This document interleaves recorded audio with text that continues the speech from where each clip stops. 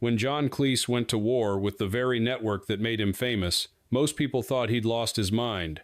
It began with a ban and ended with Cleese publicly calling the BBC cowards. The network claimed it was protecting modern viewers. Cleese fired back, saying today's audiences had simply gone soft. But what could drive one of Britain's greatest comedians to clash with his own legacy?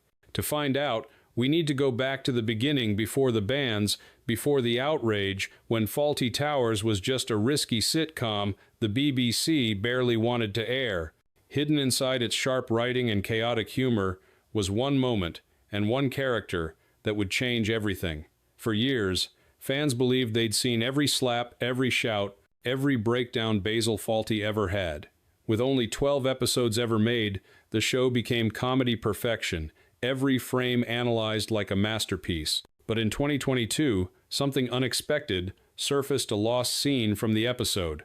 The anniversary. Inside an old rehearsal script, collectors discovered a sequence that was never filmed, one that showed Basil and Sybil's marriage in a completely new light.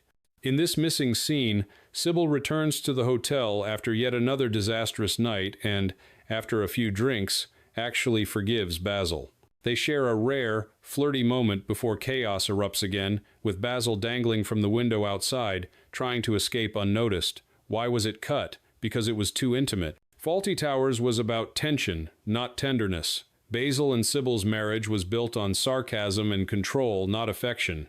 That awkward balance was the show's secret weapon, and one misplaced moment could have broken it. Still, fans can't help but imagine it. Basil, mid-panic, hanging from a window while Sybil watches, amused and in charge for once. That lost moment reminds us what made Fawlty Towers brilliant. Beneath the farce was a glimpse of truth, a couple trapped by pride, still capable of surprising each other. But if you think a flirty lost scene was the show's biggest shock, think again. The real controversy came from a different episode, The Germans. In it, an aging hotel guest, Major Gowan, delivers a rambling speech filled with racist language. Even in 1975, it made people uncomfortable. But the joke, as Cleese and co-writer Connie Booth intended, was on him, a clueless old relic of Britain's past, mocked for his ignorance. Back then, everyone understood that context. But decades later, times had changed. What once read as satire now landed like a slap. By 2013, the BBC quietly edited out the Major's worst lines, trimming the racial slurs before rebroadcasting the show during family hours. It wasn't censorship, they said, just modernization. Cleese even approved the cut, recognizing that humor doesn't always age gracefully. Still, fans were divided. Some called it responsible, others called it rewriting history. Then came 2020, a year when the world changed overnight. After the death of George Floyd, the cultural spotlight turned to everything: books, films, and even old TV shows. Suddenly, Fawlty Towers was under review.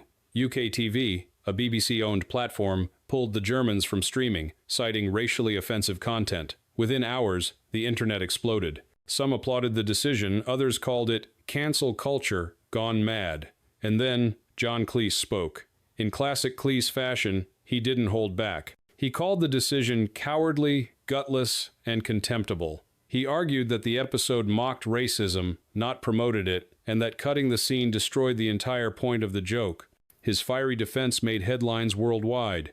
Within 48 hours, UK TV reinstated the episode, this time with a simple disclaimer: contains language and attitudes of its time. It was a compromise, but it also sparked a deeper question.